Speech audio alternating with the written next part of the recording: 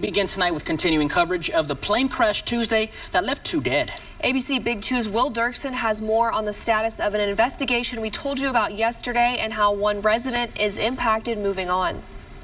Officials are providing next steps tonight following Tuesday's plane crash in Odessa, which left 2 dead and another in the hospital.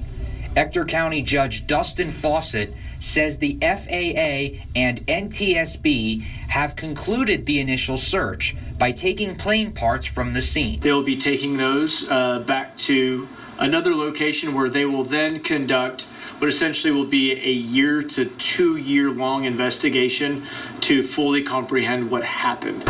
Now that Judge Fawcett says the FAA NTSB investigation has concluded, residents like Angela Vanderberg are beginning to rebuild their lives after the crash.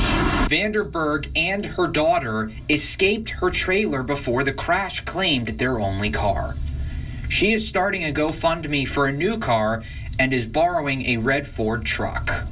We don't know how long it'll take for anything to really be solved, and in the meantime, I have no way of getting around. While the GoFundMe has raised more than $3,500, Vanderberg says that wasn't the only necessity impacted by the crash. I know that we had a water well closest to the fence where the plane landed, and it was just completely burnt down.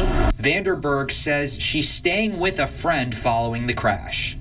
One example of local Odessans helping others. A sentiment Fawcett shares as well. You have a community who's behind you through and through. And I've already seen some fundraising efforts, and we would love to help in any way possible. That's the job of the community. Reporting in Odessa, I'm Will Dirksen, ABC Big 2 News.